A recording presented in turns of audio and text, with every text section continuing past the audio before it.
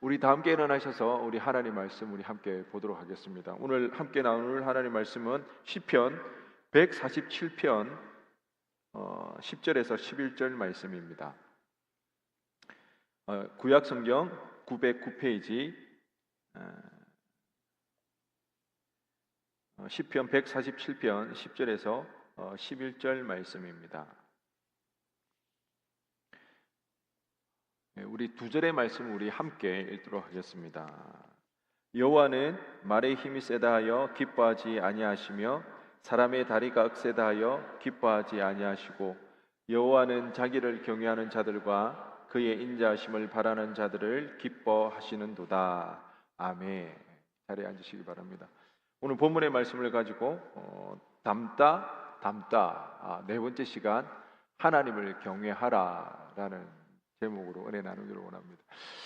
이제 근 4년 만에 팬데믹이 이제 종식을 하고 엔데믹을 맞이하게 됩니다. 그리고 이제 엔데믹을 맞이하고 처음으로 우리가 이제 맞이하게 되는 여름입니다.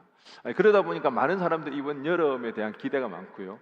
그리고 이 여름을 준비하기 위해서 몸 만드는 그 일에 굉장히 열중을 내는 것 같습니다.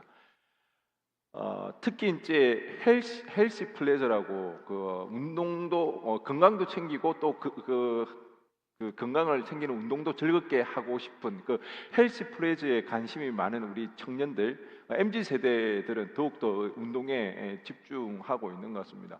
그러고 보면 제가 우리 주변에 있는 청년들을 보면 운동 안 하는 지체가 거의 없는 것 같아요. 뭐 라떼 말하기는 좀 그렇지만 제가 학교 다닐 때만 해도 주변에 건강을 위해서 운동을 따로 하는 사람은 진짜 손에 꼽혔거든요. 근데 요즘 보면 주변에 운동을 안 하는 사람이 없어요. 헬스, 요가, 또 뭐가 있죠? 오늘 또 MAA인가 누가 한다고 자기 형식이가 그런 이야기도 하고 하여튼 발레 다양한 운동, 수영, 요즘 또 달리기도 많이 하더라고요. 복싱도 하고 그렇게 많이 하는데 아마 다들 운동하실 겁니다. 물론 이제 등록을 해놓고 가지 못하는 그런 이제 지체는 있을 수 있죠. 그런데도 이제 또 아니면 지금 바빠서 못하지만 또 다시 이제 운동을 다시 재개할 거란 그런. 심지어 우리는 운동을 못했을 때에 유튜브 영상을 통해서라도 눈 운동이라도 하고 그렇게 마음에 그 죄책감을 좀 들면서 그렇게 운동에 대해서 관심이 많습니다. 운동을 이렇게 관심이 많고 운동을 좋아하다 보니까 오히려 역효과가 나는 그런 부분들이 있는데 그게 바로 운동 중독에 걸리는 그런 일들이 있습니다. 분명히 많이 몸이 피곤한데도 불구하고 운동을 쉬지를 못하는 겁니다. 운동을 하지 않으면 그날 뭔가 이상이 불안하고 뭔가 마음에 부담감이 생겨나는 거죠. 그래서 오히려 이 운동을 하더라도 피곤한 상태에서 운동을 하기 때문에 건강에는 오히려 더 해로워지는 그런 일들이 있습니다. 뿐만 아니라 몸에 이상이 있어서 정형외과를 찾아가니까 병원에서 하는 말이 운동 중독이라고 그렇게 이야기를 하는 거죠. 왜? 몸이 아픈데도 불구하고 그 운동을 그만두지 못하니까 계속 하게 되니까 그 아픈 부위가 계속해서 이상이 생겨나는 것입니다. 우리가 이렇게 운동 중독이 있을 정도로 우리가 이 운동에 관심을 가지는 그 이유는 아마 두 가지 정도로 우리가 생각해 볼 수 있지 않을까 생각되는데요. 한 가지는 건강에 대한 관심이 높아졌습니다. 사전에 우리가 운동을 함으로써 그 질병에 대한 그 불안감을 차단시키려고 하는 거죠. 그래서 우리가 건강한 상태에서 조금은 더 행복하게 살고 싶은 그런 마음들이 있기 때문에 오늘 이 시대에 많은 사람들이 운동에 관심을 많이 가지고 있습니다. 뿐만 아니라 요즘은 정말 외모에 정말 많은 관심을 가지고 중시하게 되니까 그러다 보니까 이 자신의 몸을 맵시게 만드는 것 그리고 몸을 만드는 것에 대해서 남녀 불문하고 되게 관심을 많이 가지고 있습니다. 그래서 이 몸을 만들고 그런 거 있잖아요. 은근히 주변의 시선을 즐기는 거 있잖아요. 자신의 몸에 대해서 부러워하는 그런 시선으로 바라보는 그 즐거움을 무시할 수 없더라는 거죠. 그렇기 때문에 많은 사람들이 건강을 위해서, 그리고 자신의 외모, 그리고 은근히 즐기는 그런 시선을 즐기기 위해서 많은 사람들이 운동에 관심을 가지고 있는 것 같습니다. 이처럼 오늘날 우리가 살아갈 때에 사람들은 어쨌든 행복하고 즐겁게 살기 위해서 무엇보다도 대표적으로 건강에 관심을 많이 가지게 되는 거죠. 그래서 우리는 뭐 중독이 될 정도로 운동을 하게 됩니다. 그 정도로 열심을 내는 거죠. 그만큼 외모에 관심이 많고 건강에 관심이 많습니다. 그로 인해서 우리는 또 즐겁게 생활할 수가 있으니까요. 제가 이렇게 뭐 준비를 하다가 문득 그런 생각이 들었습니다. 아, 그래. 우리가 살다 보면 다양한 중독들을 경험합니다. 운동 중독이 대표적인 거요. 또 그리고 우리 뭐 자매들도 있겠지만 대부분 형제들 보면 게임을 좋아하니까 게임 중독 같은 그런 경우도 있을 겁니다. 이뿐만 아니라 아마 여러분 스스로는 아마 내가 중독 증상일 것 같다고 하는 그런 뭐 한두 가지를 경험해 봤을 수도 있습니다. 그러면서 드는 생각이 우리가 여기에 보면 뭐 PK, MK, JK 여러 신앙생활을 오래 하고 있는데 그랬을 때 우리가 정말 우리가 하나님이 중요하다고 그렇게 생각하고 우리가 아무리 바쁘더라도 주일 성수하고 시험 기간인데도 교회에 나오고 그 정도 우리가 착실하게 신앙생활을 하는데 우리의 신앙생활 여정 가운데 혹시 그렇다면 말씀 중독에 빠져본 적이 있을까? 기도 중독에 빠져본 적이 있을까? 아니면 예배 중독에? 여러분 말씀 중독에 빠지면 어떤 일이 일어날까요? 말씀 중독. 말씀을 보지 않으면 뭔가 지금은 아무렇지 않잖아요. 근데 말씀을 보지 않으면 불안해. 예배에 빠지면 뭔가 화장실 갔다가 처리를 하지 않고 나온 것 같은 그런, 기도를 하지 않고 매일을 살아가다 보면 뭔가 불편하게 되는, 그냥 아무리 피곤하고 힘들더라도 우리는 말씀을 봐야 되고 기도를 해야 되는, 우리가 정말 우리가 믿는 그 하나님이 진짜라 그렇다면, 하나님이 정말 우리 인생의 주인이라고 그런다면 우리는 그 하나님에 대한 그 열심들, 그리고 그 하나님에 대한 그 집중은 해야 되지 않을까? 여러분이 스펙을 쌓기 위해서 대학 입시를 준비할 때 가해도 하잖아요. 공교육을 빼놓고 사적으로 이렇게 학원도 다니고 외돈으로 가해도 하잖아요.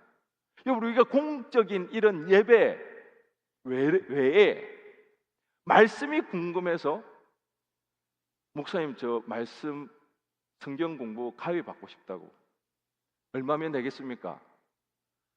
이렇게 뭐 그렇다고 제가 돈을 받는 건 아니겠지만 뭐 이런 열심을 가지고 우리가 한번 하나님에 대해서 집중해 본 적이 있는가, 열심히 있는 적이 있는가? 오늘 본문은 바로 이와 비슷한 그런 이야기를 하고 있습니다.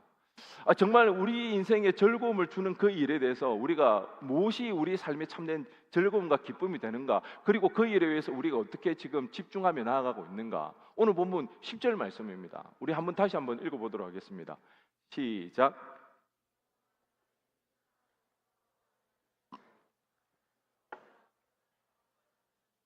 네. 그 당시 시편 저자가 기록했던 그 당시만 봐도 전쟁에서 말이 굉장히 중요했죠. 그래서 누가 더 훌륭한 말을 많이 가지고 있는가, 준말을 얼마나 가지고 있는가에 따라서 그 전쟁의 승패는 좌우됩니다. 뿐만 아니라 전사, 얼마나 훈련이 잘 된 전사, 튼튼한 육신을 가지고 있는 그 전사를 소유하고 있느냐에 따라서 전쟁에서 이기거나 지거나 그렇게 할 수가 있는 거죠. 그러다 보니까 그 전쟁에서 승리하기 위해서 많은 사람들이 자신의 몸을 단련하죠. 튼튼한 몸으로 그렇게 만들어 갑니다. 그리고 말들도 훈련시켜 나갑니다. 그렇지만 중요한 것은 하나님이 그것으로 기뻐하지 아니한다고 그렇게 이야기합니다. 오늘날 우리의 삶이 어떻습니까? 전쟁터와 같은 우리의 삶의 자리에서 우리는 무엇에 집중하고 있습니까? 당시 시편의 저자는 그 전쟁터에서 승리하기 위해서 자신의 육체에, 그리고 그 말에 집중해 나갔습니다. 그것을 훈련시키고 그것들을 발전시키는데 많은 시간을 사용했던 거죠. 그런데 오늘날 우리는 어떻습니까? 전쟁터와 같은 우리의 삶의 일상 가운데 승리하기 위해서, 이기기 위해서 우리는 어디에 집중하고 있습니까? 우리 외모에 집중하고 있지 않습니까? 아니면 우리의 스펙 쌓는 그 일에 집중하지 않습니까? 왜? 우리가 우리 전쟁터와 같은 우리 삶에서 우리가 준비한 이 스펙과 우리의 외부를 통해서 승리했을 때 그때 돌아오는 그 보상, 그 보상이 주는 그 달콤한 그 기쁨이 굉장히 크잖아요. 그러다 보니까 우리는 승리하기 위해서 우리의 스펙과 우리의 외모에 우리는 엄청나게 집중하고 거기에 열심을 가지고 있더라는 것입니다. 그런데 오늘 성경은 뭐라고 말씀하고 있습니까? 하나님이 그 일에 대해서 기뻐하지 아니하신다는 것입니다. 적어도 우리는 여기 이렇게 모여가지고 하나님을 예배하는 우리는 하나님이 기뻐하시는 그 사람이 되어서 하나님이 기뻐하는 그 기쁨을 우리도 기뻐하기를 원한다는 그 믿음이 있기에 우리는 이 자리에 모여 있다는 것이죠. 세상 사람들과는 다르게 물론 우리도 외모를 통해서 우리의 스펙을 통해서 세상에 승리함으로써 우리가 누릴 수 있는 그 보상으로 인한 그 달콤한 그 기쁨도 우리가 누려야 하겠지만 그보다는 더 하나님이 기뻐하시는 것, 하나님이 기뻐하시는 그 일을 통해서 우리도 기뻐하기를 원하는 그 믿음의 고백이 있기에 우리는 이 자리에 모여 있더라는 것이죠. 그렇다면 우리의 삶은 어떤가? 그 하나님의 기쁨을 우리가 구하고 있는가? 찾고 있는가? 그래서 우리는 하나님에 대해서 조금 집중을 해야 합니다. 하나님에 대해서 열심을 내야 하는 거죠. 왜 이게 중요한가? 여러분 이게 진짜 정말 중요합니다. 한번 들어보시기 바랍니다. 왜냐하면 하나님에 대해서 우리가 집중하지 않고 하나님에 대해서 알지 못하면 우리의 믿음의 기반이요 세상의 문화가 될 수가 있습니다. 우리의 믿음의 기반이 세상의 문화가 될 수 있고요, 아니면 우리의 믿음의 기반이 하나님이 될 수가 있습니다. 여러분 여기에 있는다고 다 우리의 믿음이 하나님을 기반으로 한 믿음이 아니라는 겁니다. 우리가 하나님을 믿는다고 말하지만 여러분의 우리의 믿음의 모두가 하나님을 기반으로 한 믿음이 아닐 수가 있더라는 것입니다. 여러분 이것을 우리가 잘 알아야 된다는 거죠. 나는 모태신앙으로서 주일을 한 번도 빠지지 않고 교회 생활을 하고 있는데, 그런데 그렇다고 해서 하나님을 기반으로 한 믿음이 아닐 수가 있더라는 것입니다. 세상 문화를 기반으로 한 믿음이 될 수가 있다는 거죠. 이렇게 되면 우리의 믿음이 정말 하나님을 믿지 못하는, 어떻게 보면 팀켈러 목사님이 이야기했던 것처럼 내가 만든 신을 내가 섬기고 있을 수가 있더라는 거죠. 그 크신 하나님을 우리가 경험하지 못하고 누리지 못하는 그 안타까운 일들이 우리에게 발생하게 되어 있습니다. 예를 들어 보면요, 지난 중국 같아요. 미국 월스트리트 저널에 한국 청원 문화에 대한 기사가 떴습니다. 굉장히 어떻게 보면 이게 신랄하게 비판을 한 내용이거든요. 한국 청원 문화, 이거는 여러분에게 직접적으로 관계 있는 일이잖아요. 미국의 굉장히 중요한 그 기간지에 한국 청원 문화에 대한 비판의 내용이 올라왔는데, 한국 청원 문화가 이미 자리 잡고 있는데 여러분 그 프로포즈 할 때 요즘 어떻게 하나요? 프로포즈 하는 게 이게 자리가 잡았대요. 프로포즈 하는데 옛날 우리 때만 해도 이벤트 촉 깔아놓고 이벤트 하잖아요. 그리고 그 레스토랑에서 식사하면서 꽃다발 주면서 음악 나오면 무릎 꿇고 이런 거 여자들 제일 질색한다 하더라고요. 사람들 주목하게 하는 거. 그거는 우리 때 성진이 혹시 그런 거 준비하고 있니? 그거 절대 하면 안 된대. 했다고? 내가 조금 더, 윤기가 내가 미안하다. 내가 미리 더 빨리 이야기를 했었어야 되는데. 자매들 그거 제일 싫어한다 하더라고. 사람들 많은 데서 주목하게 하는 거. 근데 오늘날 한국 사회에서 프로포즈는 그렇게 한대요. 일단은 5성급 호텔을 예약을 해야 된다고 해요. 1박에 한 100만 원이 넘어간대요. 그리고 그 호텔 방을 예약을 하고 거기에서 프로포즈를 하는데 그냥 하면 안 된대요. 샤넬이나 루이비통 가방을 주면서 프로포즈를 해야 된다는 거예요. 그러고 보니까 얼마 전에 한 청년이 저에게 찾아왔습니다. 자기 결혼한다고 인사하러 왔는데 이와 비슷한 고민을 저한테 했습니다. 그래서 제가 물었어요. 프로포즈 했냐고. 아니요, 아직 못했다고. 빨리 해야지. 근데 자기가 명품 가방을 사서 해야 된다고. 프로포즈 하는데 그게 왜 필요하냐고. 그냥 결혼 반지 주고서 하는 거 아니냐고 하니까 그런 거 아니래요. 목사님 그렇게 했다면 요즘 큰일 난대요. 그럼 어떻게 해야 되는데 요즘 그 명품 가방 같은 거를 준비를 해야 돼. 그게 아니라면 그 결혼 반지는 안 된대. 그건 어차피 결혼 반지로 맞추는 거니까. 다른 뭐 목걸이나 그 명품 뭐 티파니라든지 뭐 샤넬 그런 데서 뭐 결혼 반지 외에 성우 굉장히 좋아하네. 잘 귀담아 들어. 그렇게 해서 그걸 줘야 된다고 그러는 거예요. 근데 이 친구의 고민이 그런 거예요. 자기는 뭐 명품에 대해서 전혀 모른다는 거죠. 한 번도 가본 적도 없고, 그리고 사실 더 문제는 그걸 살 만한 돈도 없다는 거예요. 그러니까 그걸 어떻게 해야 될지 막 고민을 하는 거. 와, 그러냐고. 요즘 참 결혼하는 것도 프로포즈 하는 것도 쉽지가 않겠다. 그런 생각이 들었는데요. 그 기사에서도 이런 내용이 나왔습니다. 한 뭐 남자가 이제 청혼을 하는 거죠. 6개월 전에 호텔 예약을 했대요. 6개월 전에 호텔 예약을 하고 그 호텔 방에 카메라를 3대를 설치를 했대요. 그래가지고 백을 준비를 해가지고 이게 청혼하는 그 장면을 녹화를 해가지고 SNS에 이렇게 올렸대요. 그게 들었던 비용이 한 대략 570만 원이라는 거예요. 거의 600만 원이라는 거예요. 또 어떤 사람은 프로포즈 할 돈이 없어가지고 청혼을 연기하고 있대요. 프로포즈 할 돈을 모아야 돼가지고. 모르겠어요. 뭐 우리하고 상관없는 이야기일 수도 있는데, 그렇지만 아마 뭐 1청년 같은 경우는 아직 이런 이야기 잘 모르겠어요. 근데 2청년 결혼을 앞두고 이제 프로포즈를 해야 그런 부분들이 있을 때 이 이야기를 모를 수는 없을 거예요. 물론 나는 그렇게 하기를 원치 않는다 하지만 이 이야기를 알았을 때 우리는 어떤 고민이 듭니까?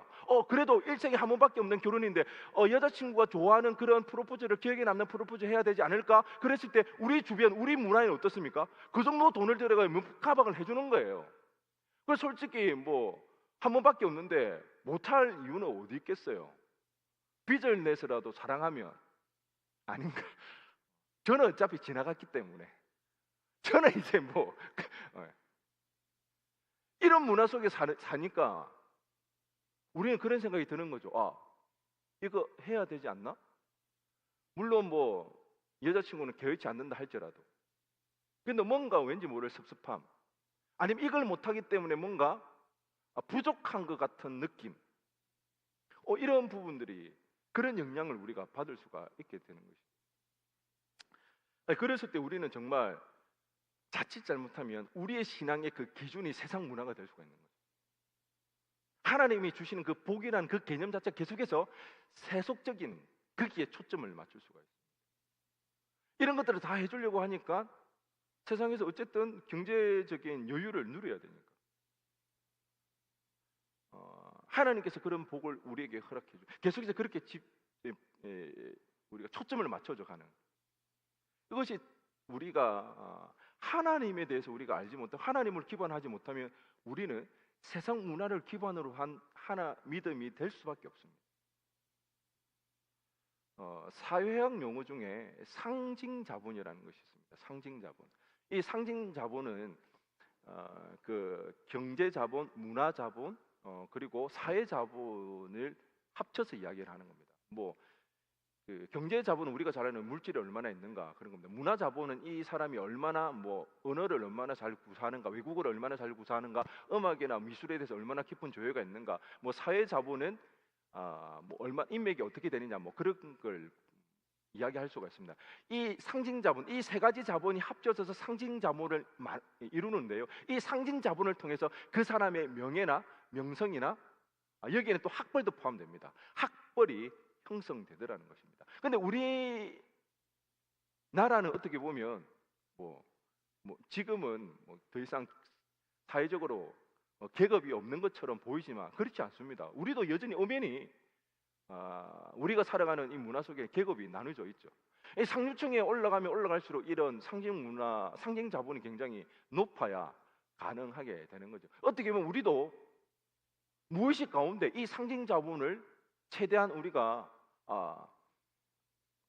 많이 가지기 위해서 이렇게 애를 쓰고 하는지도 모르겠습니다. 그 중에서 제가 가만히 살펴보니까 경제 자본이 굉장히 많은 영향을 끼치는 것 같아요. 경제 자본이 풍부할수록 어떻게 보면 문화 자본도 높아집니다. 어릴 때부터 뭐 음악이나 그 다음에 문화 영역에서 우리가 많이 교육을 하면 그런 영역이 자라나고요. 특히 언어는 어릴수록 좋은 거니까 어릴 때 해외에서 우리가 그렇게 생활을 하게 되면 저는 3살, 4살 그때 미국에 유학을 갔는데 그때 저는 몰랐습니다. 저는 그때 미국 가면 다 네이티브가 되는 줄 알았습니다. 네이티브는 언제 결정이 됩니까? 진짜 어릴 때. 초등학교도 사실은 네이티브 되기 어려운 시절이죠. 그때는 뭐 넘어가는 거죠.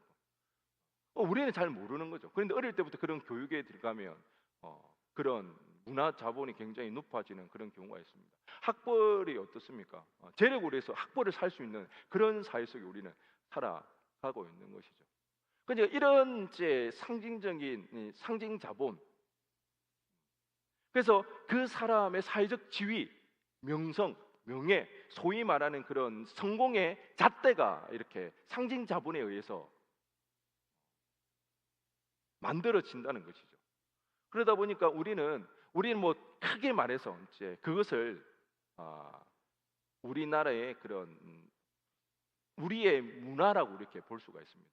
특별히 그 경제적인 것이 굉장히 지대한 영향을 끼치고 있는, 그래서 그것에 의해서 우리의 사회적 뭐 지위라든지 명성이라든지 아니면 성공의 잣대가 될 수 있는 이미 이제 그런 이제 문화가 우리 가운데 형성되어 있는 거죠. 그런데 이런 문화 속에 우리가 살아가다 보니까 이런 영향을 많이 받을 수밖에 없게 되는 것이죠.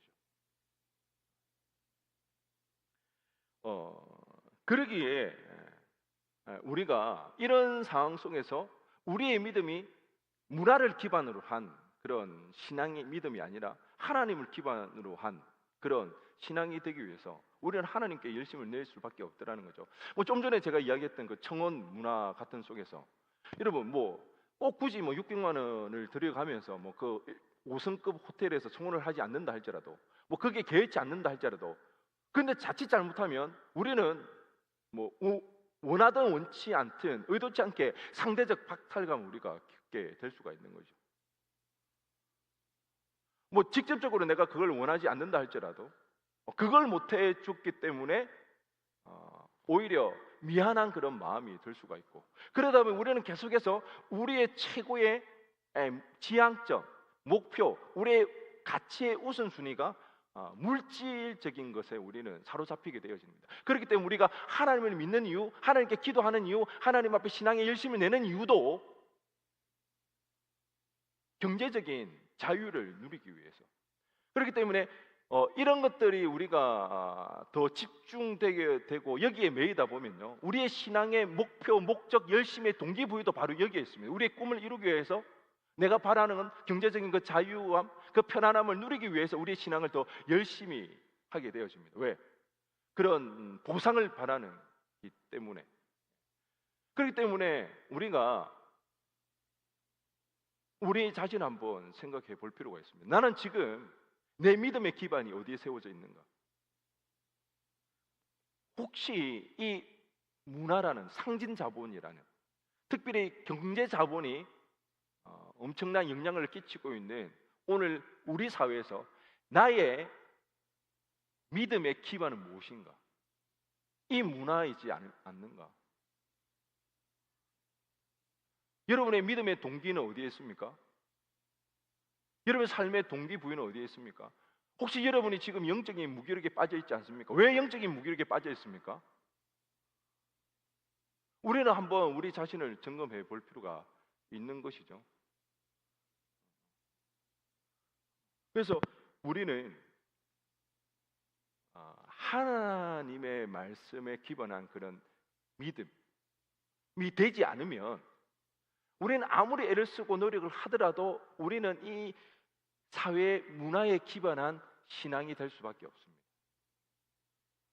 오늘 본문 말씀은 우리에게 하나님을 경외하라고 이렇게 그 경외함을 통하여서 하나님을 기반으로 한 그런 믿음을 세워나가라고 오늘 우리에게 이야기하고 있습니다. 오늘 본문 11절 우리 다 함께 읽어보겠습니다. 시작.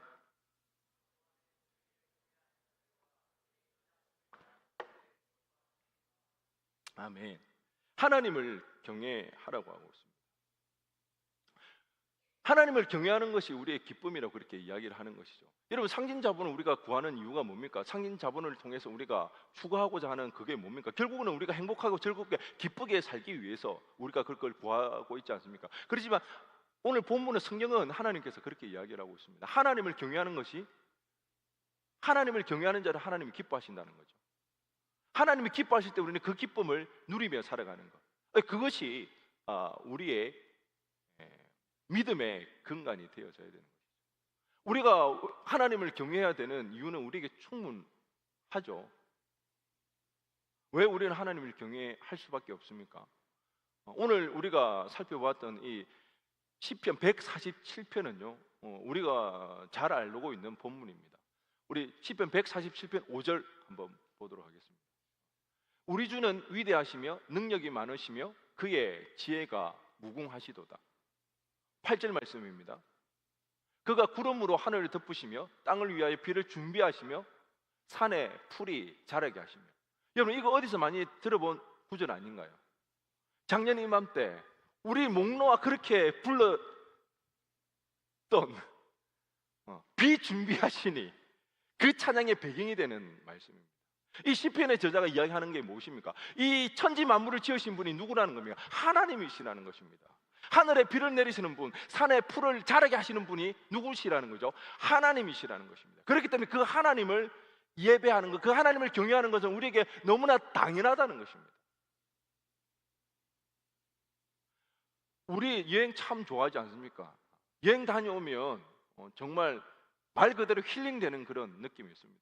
특별히 직장 생활하는 우리 청년들, 쳇바퀴 돌듯이 옴짝달싹 못하다가 간혹 월차가 있어가지고 휴가를 내서 여행을 다녀오면 어떻습니까? 그렇게 좋을 수가 없습니다. 그리고 그것뿐만 아니라 꼭 한두 가지 깨달음을 얻고 와요. 내가 지금 너무 내 상태가 이렇다. 그런데 여행만 다녀와도 우리는 그렇게 너무 좋고, 때로는 내재되어 있는 나의 그런 문제들을 발견하게 되는 깨달음을 얻게 되는데, 여러분, 천지를 지으신 그 하나님을 통한 그 기쁨은 얼마나 크겠습니까? 하나님이 만든 그 자연을 통해서도 우리가 이렇게 놀라운 기쁨을 누릴 수 있다면, 하나님을 우리가 경험하게 될 때 그 하나님을 통해서 누릴 수 있는 기쁨은 마치 원저자의 직강을 듣는 듯한 그 기쁨의 원저자이지 그 하나님의 기쁨을 우리가 누릴 수가 있게 되는 것이죠. 그러기에 우리는 하나님을 더욱더 알아가야 됩니다. 하나님을 경외해야 되는 것이죠. 하나님을 경외한다는 것은 다른 것이 아닙니다. 하나님을 신뢰하는 것입니다. 하나님을 경외한다는 것은 다른 의미가 아니라 하나님을 신뢰하는 것입니다.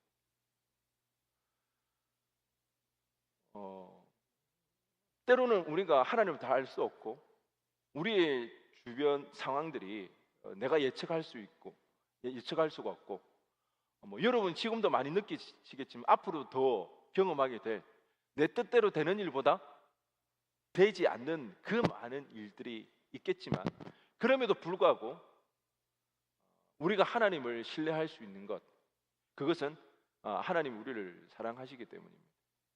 하나님 우리를 내버려 두지 않기 때문입니다. 로마서 5장 8절입니다. 우리가 아직 죄인 되었을 때 그리스도께서 우리를 위하여 죽으심으로 하나님께서 우리에 대한 자기 사랑을 뭐 하셨더라? 확증하셨더라. 우리가 하나님을 찾은 것도 아닙니다. 우리가 그 사랑을 받을 만한 자격이 있던 것도 아닙니다. 여전히 우리는 하나님을 알지 못하고 죄인으로 살아갈 때 하나님께서 우리를 택하여 주시고 우리를 위해 십자가에 달려 죽으심으로 하나님께서 나를 사랑하신다는 확증을 보여주신 것이죠. 그렇기 때문에 우리는 날마다 십자가를 바라봐야 됩니다. 할 수 있으면 십자가를 계속 기억하며 십자가를 떠올리고 십자가를 바라봐야 합니다. 왜? 그 십자가를 통해서 하나님 나를 사랑하시는구나. 우리의 상황과 형편이 어떠할지라도 내 뜻대로 되는 일보다 뜻대로 되지 않는 그런 수많은 그런 경험들 가운데서도 그 고통과 그 눈물 골짜기를 지나갈 때에도 하나님은 여전히 나를 사랑하신다는 그 사실을 기억할 때 우리는 하나님을 신뢰할 수가 있습니다. 하나님이 나를 버리신 것이 결코 아니라는 것이죠. 나를 싫어서 나를 이런 상황 안에 내버려 두신 것도 절대 아니라는 겁니다. 하나님 우리를 사랑하신다는 것입니다. 그렇기 때문에 우리는 하나님을 신뢰할 수가 있는 거죠.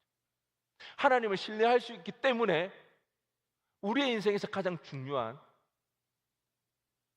하나님을 신뢰하기 때문에 우리는 우리의 삶을 있는 그대로 받아들일 수가 있습니다. 우리가 하나님의 그 기쁨을 누리며 자유하며 세상의 짐을 내려놓고 살아가기 위해서는 이 일이 참으로 중요합니다. 우리는 그런 생각이 많이 듭니다. 하나님을 믿는데 왜 이런 일이 일어나? 도대체 이해가 되어지지 않는. 이럴 거면 왜 하나님을 굳이 믿어야 돼? 오히려 세상 사람들처럼 살아가는 게 더 낫지 않을까? 하나님을 경외한다는 건 뭐라고요? 하나님을 신뢰하는 것입니다. 하나님을 신뢰하기 때문에 내 생각대로 되어지지 않고 이해되지 않는 그 상황 가운데도 우리의 삶을 있는 그대로 뭐 하는 것?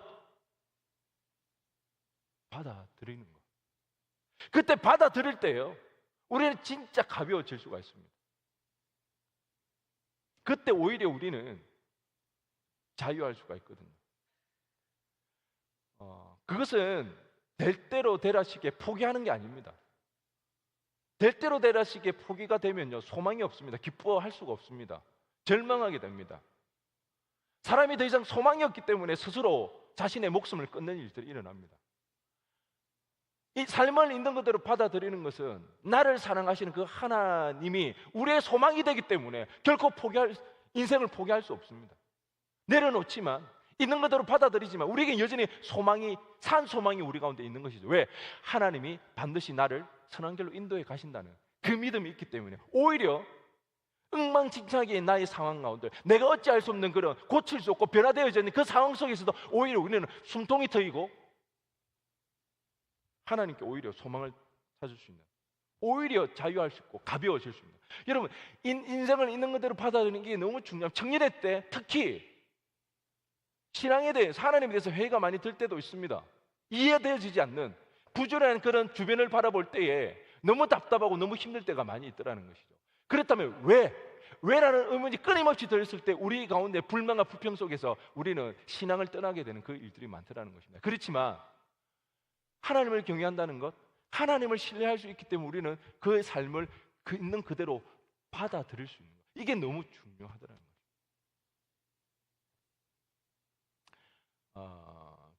죽음이 삶의 개라는 책을 쓴 토드 빌딩스라는 신학자, 목회자인 분이 그의 나이 39에 복수 골수종이라는 말기암 진단을 받게 됩니다. 그에게는 어린 두 자녀가 있었고요. 이제 시한부 인생을 선고받게 되어집니다. 그랬을 때 그의 삶이 굉장히 이제 고단하게 되어지는데, 그가 말기암 선고를 받고 죽음이 삶에게라는 이 책을 쓸 때 몇 번이나 하나님 앞에 기도를 했대요. 하나님, 이 책을 다 쓸 수 있도록 자기를 지켜달라고. 그러면서 자기가 그 말기암 환자로서 생애 끝에서 믿음 안에서 고군분투하며 기록했던 책이 이 바로 죽음이 삶에게라는 책입니다. 여기 보면 이런 내용이 나옵니다. 한번 들어보시기 바랍니다. 나는 독실한 기독교인으로서 이 글을 쓰고 있지만 다른 많은 사람처럼 나도 죽음을 대할 때 정체성에 대한 이중의 압력을 느낀다. 교회와 더불어 나는 죽음이 최종 결정권을 갖지 않을 거라는 하나님의 약속을 신뢰한다. 정체성에 대한 이중이 있는 거죠. 그리스도인으로서, 그리고 세상 사람들은 그런 그 가치관에 따라서. 하지만 이 사람은 늘 그 죽음 앞에서 죽음이 자신을 결정하는 것이 아니라 죽음은 누가? 하나님이 결정하신다고 자기는 그렇게 믿는다는 거죠. 그럼에도 불구하고 그러나 한편으로는 우리가 틀렸을 수도 있다는 인식이 있고 우리의 믿음이 틀렸을 수가 있지 않을까, 그런 의심이 든다는 것이죠. 다른 길을 따르는 사람이 많다는 사실 또한 알고 있다. 믿음이 아닌 다른 방법으로 세상을 살아가는 많은 사람들이 있다는 그런 이야기죠. 필멸에 존재되는 죽음에 직면할 때 온전한 실제를 파악할 수 없는 신비 앞에 서게 된다. 죽음을 직면하게 되었을 때에 죽음 너머에 있는 것에 대해서 우리는 확신할 수 없게 되더라는 것입니다. 신학자이자 목회자입니다. 그가 솔직하게 고백하는 것이 죽음 앞에 섰을 때 믿긴 믿지만 혹시 이 믿음이 잘못됐다면 어떻게 될까 하는 그 의심, 그런 고민, 그 근심이 그 안에 있더라는 것입니다. 여러분, 하나님을 경외한다고 했을 때는 한치 오차도 없이 하나님을 전적으로 신뢰하고 믿는다, 이런 의미가 아니라는 것입니다. 하나님을 경외하지만 하나님 신뢰하기를 원하지만 그럼에도 불구하고 우리가 고난이 닥쳐오고 어려움이 닥쳐올 때마다 우리는 고민할 수밖에 없다는 것입니다. 의심할 수밖에 없고 그 안에서 하나님에 대한 회의가 들 수밖에 없게 되는 것입니다. 그것이 잘못된 것이 아니라는 것이죠. 그럴 수밖에 없습니다. 그렇지만 계속해서 이 토드 빌링스의 글을 한번 보면 양쪽에서 누르는 압박과 양쪽에서 누르는 압박이란 그것이죠.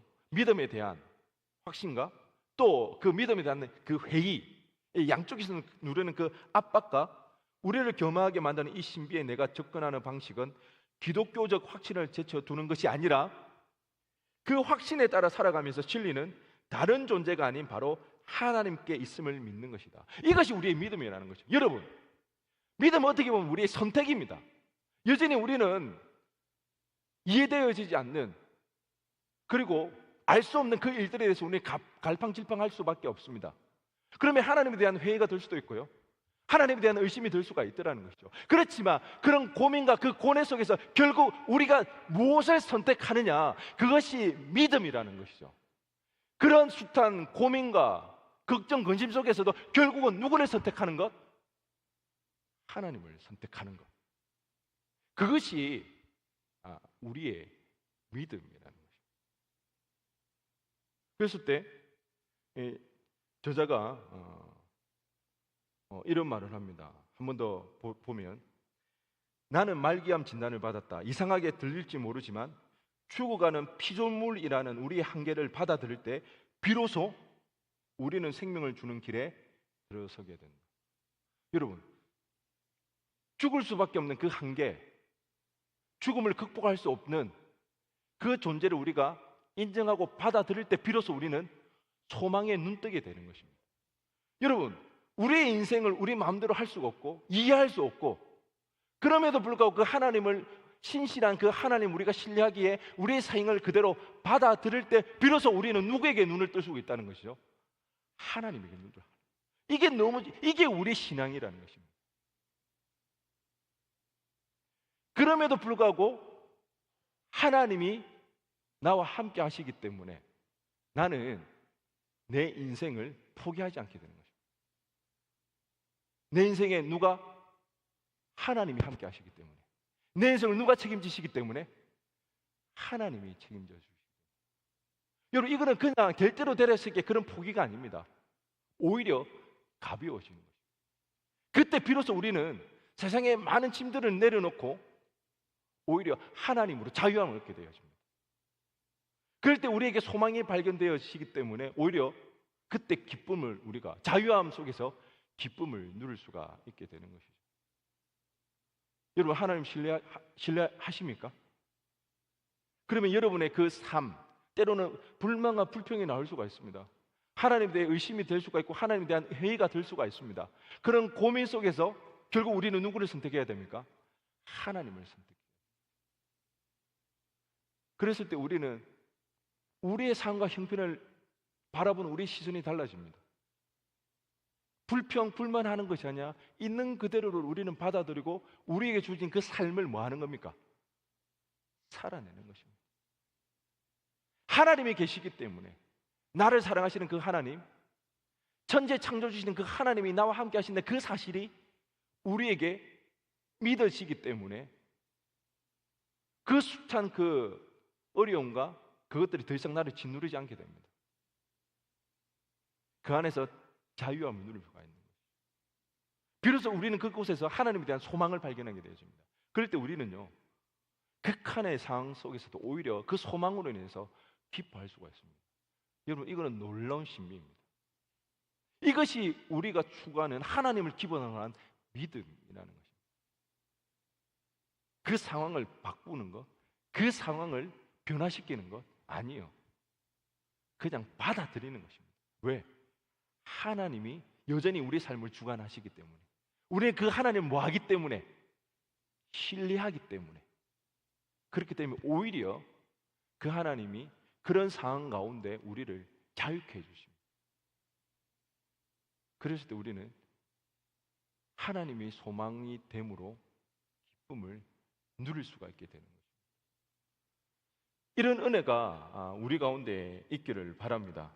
이를 위해서 하나님을 경외하는, 그런 삶이 되기를 원합니다. 하나님을 경외하면서 하나님을 신뢰함으로 하나님을 참된 소망을 삼고 그 하나님으로 인해서 기뻐할 수 있는 우리 모두 되어지기를 간절히 바랍니다. 우리 시간 다 함께 일어나셔서 함께 찬양하며 기도하며 나가도록 하겠습니다.